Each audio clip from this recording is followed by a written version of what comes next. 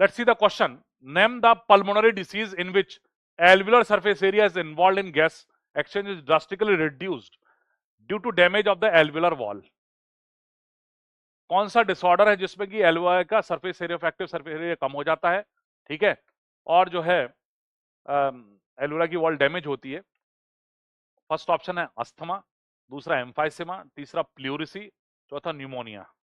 ठीक है, reduce surface area, तो इसका आंसर क्या होना चाहिए?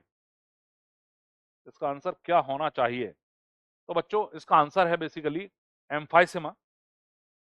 एम्फाइसेमा पहले एक्सप्लेन करता हूं मैं, ये क्वेश्चन रिपीटेड है। एम्फाइसेमा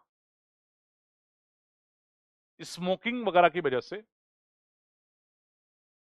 एम्फाइसेमा होता है। स्मोकिंग से क्या होता है? Damage of elastic tissue of lungs. Lungs के अंदर इलास्टिक टिश्यू डैमेज होता है। क्यों होता है? Activation of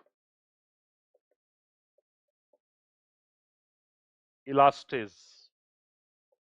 enzyme which is trypsin like. Trypsin like enzyme होता है, ये एक्टिवेट हो जाता है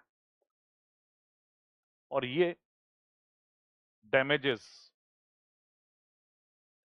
इलास्टिक फाइबर्स ऑफ लंग्स,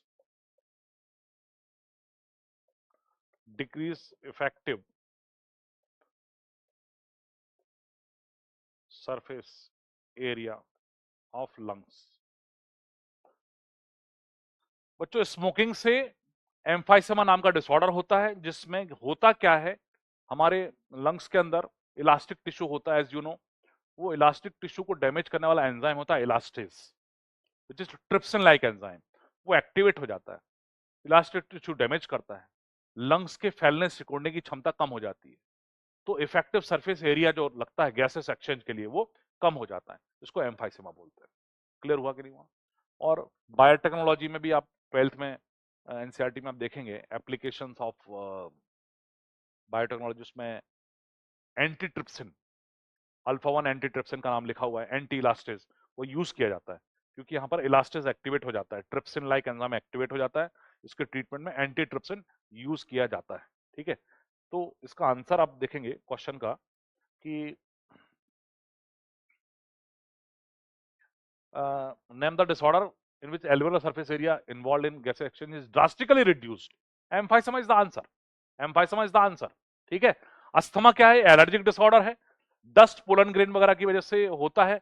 इसमें इन्फ्लेमेशन ऑफ ब्रोंकियल्स वगैरह होता है और इसमें पर्टिकुलरली वीजिंग, एक वॉइस सीटी जैसी आवाज आना सांस लेते समय, उसको वीजिंग बोलते हैं, वो होती है अस्थमा के अंदर। ठीक है, और इसमें इन्फ्लेमेशन ऑफ ब्रोंकियल्स होता है, आपकी बुक में लिखा हुआ है। प्लूरिसी क्या है? जो प्लूरल मेम्ब्रेन्स होती है, पैराइटल प्लूरा, विसरल प्लूरा, इनका इन्फ्लेमेशन यदि हो जाता है तो उसको प्लूरिसी बोलते हैं। ट्यूबरकुलोसिस वगैरह के इन्फेक्शन होने पर ही ऐसा हो सकता है, जिसमें कि हमारी प्लूरल जो मेम्ब्रेन्स होती हैं, बाहर वाली मेम्ब्रेन को पैराइटल प्लूरा कहा जाता है, अंदर वाली मेम्ब्रेन को विसरल प्लूरा कहा जाता है, उनका इन्फ्लेमेशन होता है और तो प्लूरिसी बोलते हैं उनको। ट्यूबरकुलोसिस और दूसरे इन्फेक्शन में ऐसा होता है। ठीक है, इसमें सरफेस एरिया कम हमारा नहीं हो रहा है। निमोनिया क्या है? बैक्टीरियल इन्फेक्शन होता है, स्ट्रेप्टोकोकस न्यूमोनी या हीमोफ्लस इन्फ्लुएंजा नाम के बैक्टीरिया का इन्फेक्शन होता है और इसमें लंग्स के अंदर फ्लूइड एक्यूमुलेशन होने लगता है। निमोनिया में, निमोनिया में क्या होता है? लंग्स के अंदर फ्लूइड का एक्यूमुलेशन होता है, तो उसकी वजह से हम गैसेस का एक्सचेंज नहीं कर पाते हैं। ये बैक्टीरियल इन्फेक्शन होता है, स्ट्रेप्टोकोकस न्यूमोनी और हीमोफ्लस इन्फ्लुएंजा से होता है। तो बच्चों इसका आंसर जो है वो एम्फाइसेमा हो जाएगा, ऐसा डिसऑर्डर जिसमें कि एल्वेओलर सरफेस एरिया कम हो रहा है और जो है गैसेस एक्सचेंज के लिए सरफेस वॉल जो है वो रिड्यूस सरफेस एरिया हो रहा है, तो इसका आंसर